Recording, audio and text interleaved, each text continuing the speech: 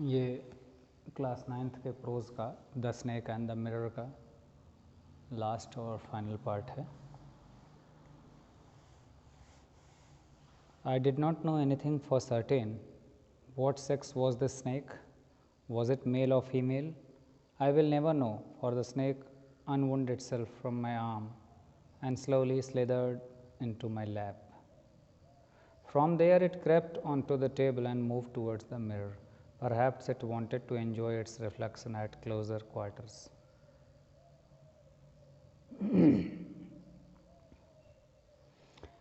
अब हम लोगों ने पिछले पार्ट में यहाँ तक देख लिया था कि सांप गिरा था ऊपर से और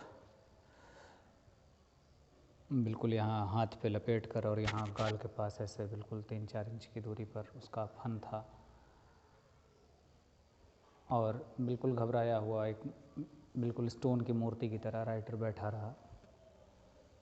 अब आगे राइटर कहता है, I did not know anything for certain. मैं निश्चित रूप से कुछ नहीं जानता. What sex was the snake, was it male और फीमेल, कि जो सांप था इसका सेक्स क्या था, ये मेल था या फीमेल यानी नर या मादा था, मुझे नहीं पता.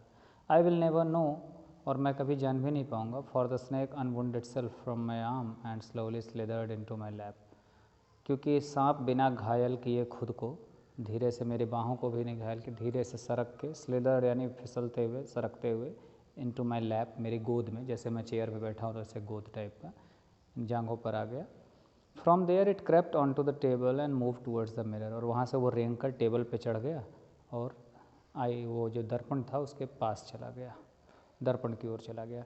Perhaps it wanted to enjoy its reflection at closer quarters, शायद संभवतः ऐसा था कि उसका जो रिफ्लेक्शन था, जो उसका प्रतिबिंब था, सांप उसका आनंद लेना चाह रहा था. क्लोजर क्वार्टर्स मतलब और निकट से.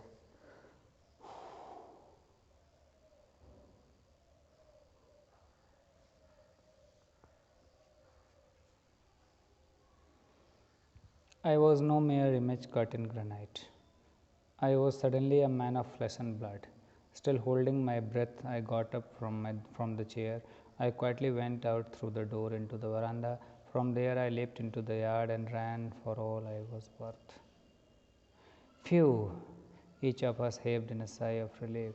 Somebody asked, Doctor, is your wife very fat?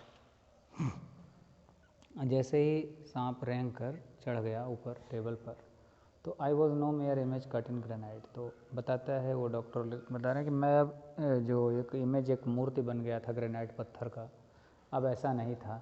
I was suddenly a man of flash and blood, अचानक मैं एक ऐसा आदमी हो गया था जिसके अंदर अब रक्त और मांस दौड़ रहा था, यानी अब मैं बिल्कुल जीवित आदमी की तरह बिहेव कर रहा था. Still holding my breath I got up from the chair, बिल्कुल सांस रोके हुए धीरे से मैं कुर्सी से उठा. I quietly went out the door into the veranda, धीरे से दरवाजे से बाहर वरांडे में निकला. From there I leapt into the yard and ran for all I was worth, और वहाँ से जैसे ही मैं आंगन में निकला वहाँ से दौड़ पड़ा, क्योंकि वही करने के मैं लायक बचा हुआ था. यहाँ पर जो यूज़ कर रहा है इमेज कट इनटू ग्रेनाइट, इसका मतलब कि मैं बिल्कुल हिल डुल नहीं रहा था उस समय, बिल्कुल मूर्ति की तरह था. तो अब तुरंत ही मैंने एक्शन लिया और मैं वहाँ से बाहर आया इस तरह से. Phew, each of us heaved a sigh of relief, ऐसे ऐसे इस तरह की आवाज़, तो इस तरह की चैन की सांस ले. Somebody asked, doctor is your wife very fat, और किसी ने पूछा कि डॉक्टर क्या तुम्हारी पत्नी बहुत मोटी है? No, the doctor said, God willed otherwise. नहीं, डॉक्टर ने कहा नहीं नहीं, ईश्वर की तो दूसरी ही इच्छा थी. My life companion is a thin ready person with the gift of a sprinter. कहता है कि मेरी जो लाइफ पार्टनर है, अर्थात मेरी जो जीवन संगिनी है, पत्नी है, वो तो बड़ी थिन है, दुबली पतली है. स्प्रिंटर यानी दौड़ भाग करने वाली, एकदम फुर्तीली मतलब. Someone else asked, doctor when you ran did the snake follow you? किसी और ने पूछा कि डॉक्टर जब आप दौड़ गए तो क्या सांप भी आपके पीछे दौड़ा? The doctor replied, I ran and ran till I reached a friend's house. Immediately I smeared oil all over myself, took a bath, I changed into fresh clothes. The next morning I about all over myself, and the next morning at about 8:30 I took my friend and one or two others to my room to move my things from there. But we found we had little to carry. Some thief had removed most of my things. The room had been cleaned out, but not really. The thief had left behind one thing as a final insult.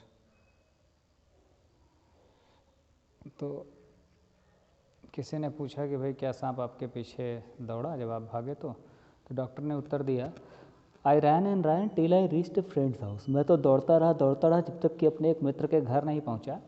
और immediately I smeared oil all over myself and took a bath. और घर उस अपने मित्र के पहुंच के तुरंत मैंने तेल पोता अपने पूरी देह पर, और तेल पोत कर तुरंत मैं नहाया।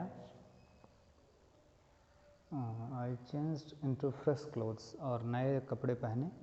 The next morning at about 8:30 I took my friend and one or two others to my room to move my things from there.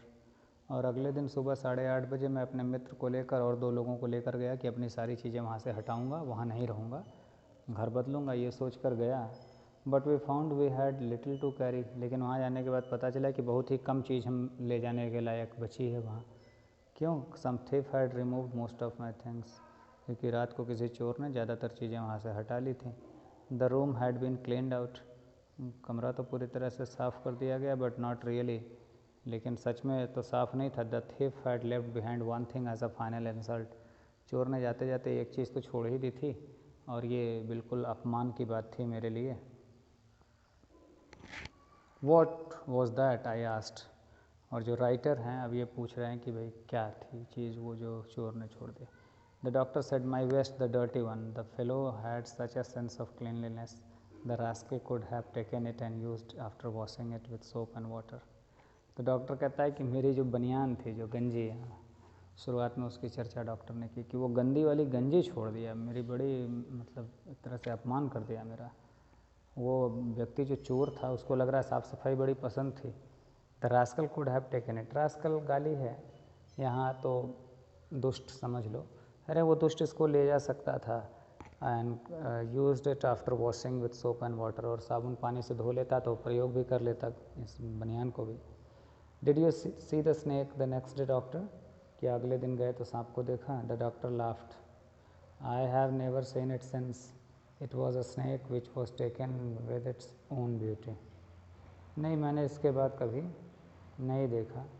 और ये तो ऐसा सांप था कि जो अपनी सुंदरता से, टेकन विद का मतलब होता है आकर्षित हो जाना, एक ऐसा सांप जो अपनी सुंदरता से ही आकर्षित हो गया हो ऐसा ये सांप था, और मैंने फिर इसको कभी नहीं देखा।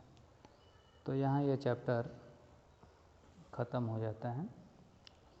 तो बड़ी ही ख़तरनाक कहानी, एडवेंचरस है, थोड़ा सा ख़तरा आता है, और काफ़ी मजाकिया अंदाज में लिखी गई कहानी। सांप के अंदर बड़ी सुंदरता होती है। लिटरेचर पढ़ोगे, स्पेशली जब हिंदी साहित्य या संस्कृत साहित्य, तो सांप से तुलना की जाती है। नागिन जैसी चाल, नागिन जैसी चोटी, नागिन जैसे बल खा के चलना, ऐसे तमाम ऐसी तुलना होती है। चाहे नाग या नागिन के अंदर जो सुंदरता होती है, इसको एक बार ऐसा अवसर आया मेरे सामने कि मैंने इसको फील किया। यहीं किराए पर रहता था पास में गांव में, और उस घर में, चूँकि घर था बहुत बड़ी बाउंड्री थी, तो ढेर सारे उसमें नागिन का जोड़े थे। इसलिए थे कि बच्चे अक्सर निकला करते थे, अक्सर मारना भी पड़ जाता था। तो एक बार एकदम फुल ग्रोन नाग या नागिन जो भी रहा हो, सेक्स मुझे भी पता नहीं दिखा, तो मैं चाहता तो मार देता, और मैं लाठी लेकर दौड़ा भी, लेकिन मैं बिल्कुल फुर्सत में गया और एकदम फ्री था, मेरे पास पर्याप्त समय था, और उसकी सुंदरता को देखते हुए मैं बिल्कुल, जिसको कहते हैं ना सम्मोहित हो जाना, सम्मोहित होने का अर्थ ये होता है कि आदमी कुछ करने लायक नहीं रहता, बिल्कुल उसको देख के सब कुछ भूल जाता है। ऐसा मेरे साथ हुआ, और मैंने अनुभव किया कि क्यों लिटरेचर में इतना वर्णन है नागिन जैसी सुंदरता या नाग जैसी सुंदरता। क्यों हो सकता है नागिन ही रही हो। तो समझ में आया कि विद्वानों ने ऐसा लिखा क्यों। मैं मार नहीं पाया, मतलब भूल सा गया, या यूँ लगा कि नहीं, मारने लायक चीज़ नहीं है, इतनी सुंदर, ये जीव इतना सुंदर है। फिर वो एक दीवार की दरार में बिल थी, उसमें वो घुस गया, उस बिल में सांप, और नाग था वो, ब्लैक कोबरा नहीं था, एक ग्रे या वाइट कोबरा होता है उस तरह का था, बिल्कुल फन वाला सांप। तो मैंने फिर उस बिल को बंद कर दिया, कहीं और निकला हो संभवतः।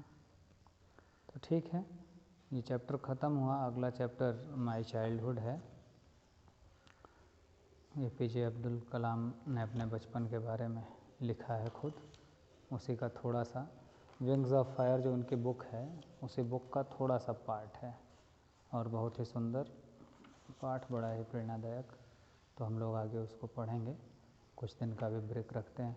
गले में कुछ मेरी समस्या है तो उससे मुझे दिक्कत हो रही है थोड़ी सी, टॉन्सिल है। ठीक है, धन्यवाद।